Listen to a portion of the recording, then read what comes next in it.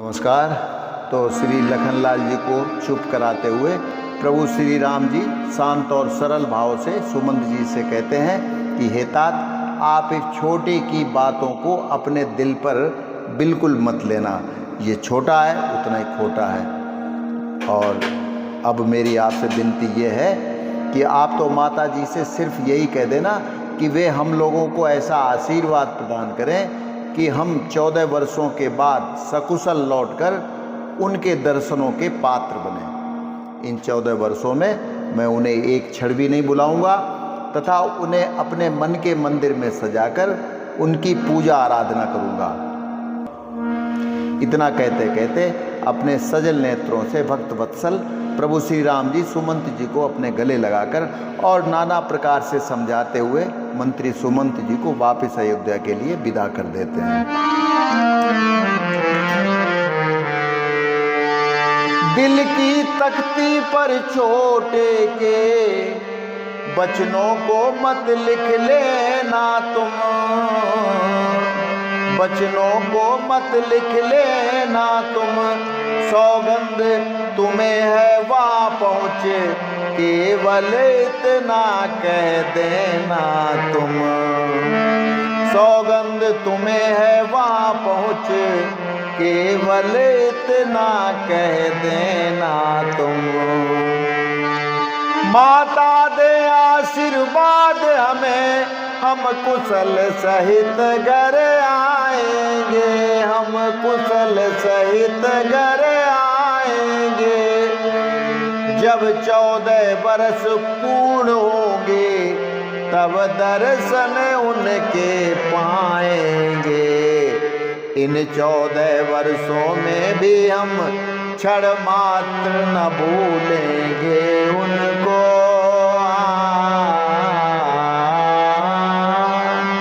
अपने विचार के मंदिर में श्रद्धा से पूजेंगे उनको।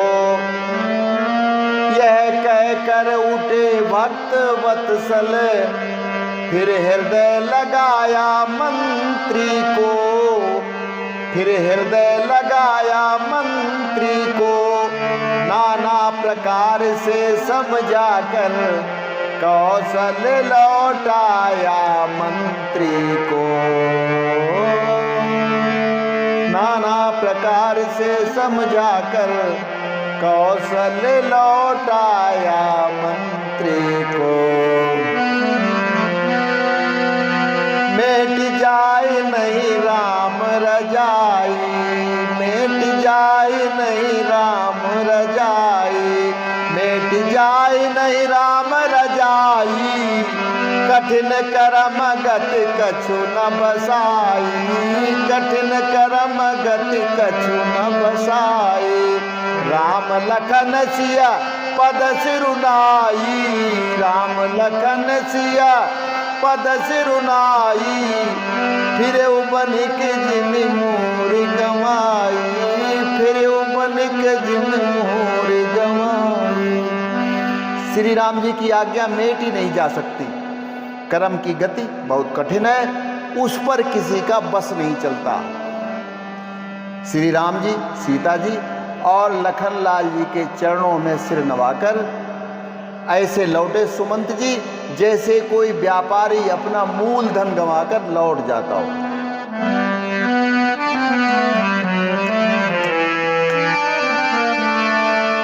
धीरे धीरे रथ चला उधर अवध की ओर, रामा उधर अवध की ओर।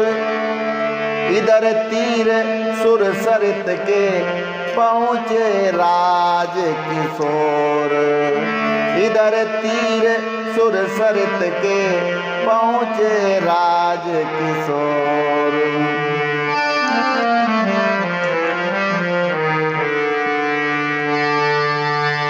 मांगी जो नाव तो नाविक ने, मांगी जो नाव तो नाविक ने, की शुरू चोचले की बातें। कुछ नहीं थी लेकिन सब कुछ थी, मल्लाह मन चले की बातें कुछ नहीं थी लेकिन सब कुछ थी, मल्ला मन चले की बातें। प्रभु बोले नाओ इधर लाओ, वह बोला लाता हूँ राजा, वह बोला लाता हूँ राजा।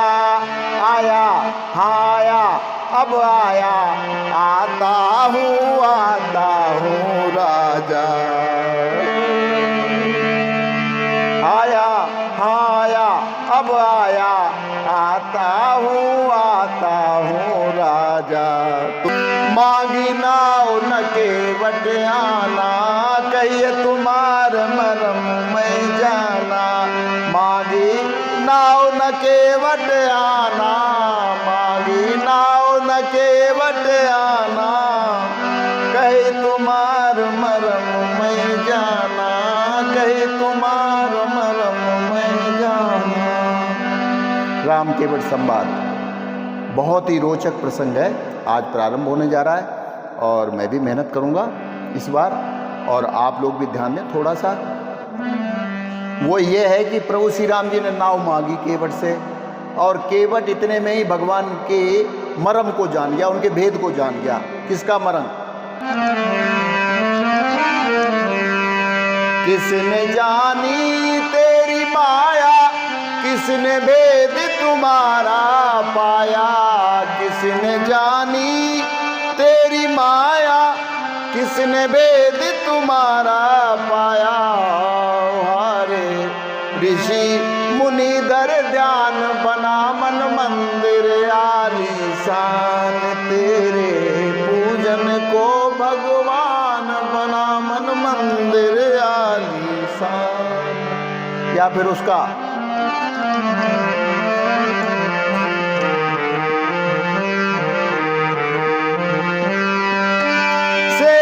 गणेश महेश दिनेश, सुरेश उजाहि निरंतर ध्यावें। जाहि अनादि अनंत खंड, अछेद अभेद सुभेद बतावे। जाहि अनादि अनंत खंड, अछेद अभेद सुभेद बतावे। और नारद से सुख व्यास रटै, पचिहारे तहूँ पुनि पार न पावे।